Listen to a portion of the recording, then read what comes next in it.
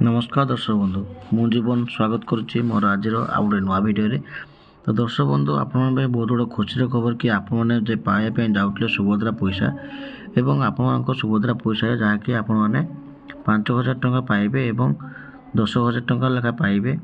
तो सेटा आपको कहूँ कि कौ मैंने 5,000 टंका पाइबे एवं कौ मैंने 10,000 टंका पाइबे एवं जदि भी आप सुभद्रा आपने एप्लाय कर आपण सुभद्रार हिताधिकारी आपर ना आसी जाइए तो आपको केमती आप चेक करेंगे एवं जो मैंने पैसा पाइबे तो सेटा केमती आपको जन।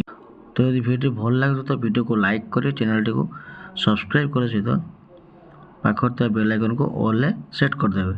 ठीक अच्छे। तो दर्शक बंधु प्रथम आम आसवा कि आप सुभद्रा पैसा पाइबे तो कौ मैंने 5,000 टंका पाइबे एवं कौ मैंने 10,000 टंका पाइबे। ठीक अच्छे।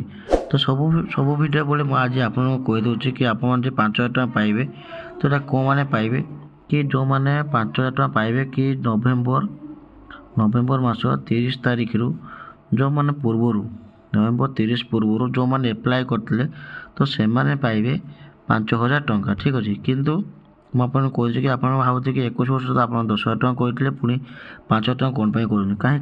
तो जहाँकि मुझे कही कि ऑटो सिस्टम माने आप जो मान 21 वर्ष होता तो से ऑटो सिस्टम माने ऑटोमेटिक से माने सुभद्रा पोर्टाल जोड़ी ही जी। ठीक अच्छे।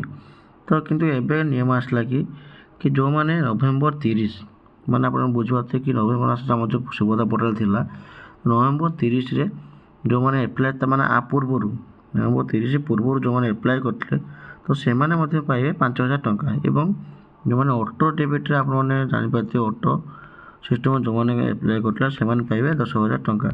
ठीक अच्छे। ये रहा आपर पूरा इनफर्मेशन वीडियोटा।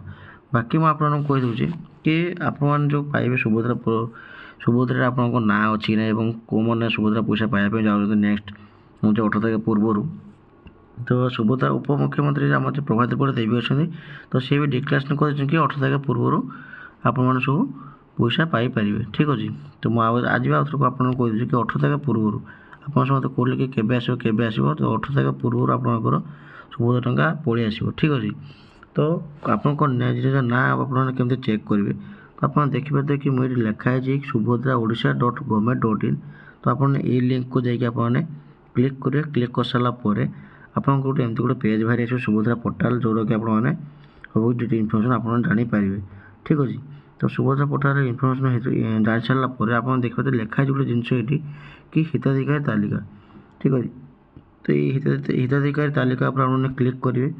क्लिक कर सारापर आपको देखिए कि लिखाई जो अस्थायी हिताधिकारी तालिका और हिताधिकारी तालिका तो आपने ये हिताधिकारी तालिका पर आपने क्लिक करेंगे। ठीक अच्छे।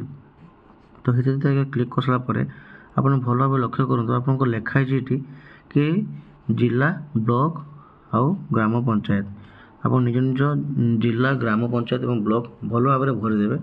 देखो मैं आपको देखा दूसरी कि देखो ये जिला भी जहाँ अच्छे आपने भरीदे एवं ब्लॉक भी आपको जहाँ भी थी तो आपने भरीदे और ग्राम पंचायत आपको जहाँ भी थी आप भरीदे। और आप देखिए कि गोटे जिन गोटे ऑप्शन अच्छी कि लिखा है देखूँ मैं आप सब जिन भरी सारापर आप देखूँ पर क्लिक करेंगे।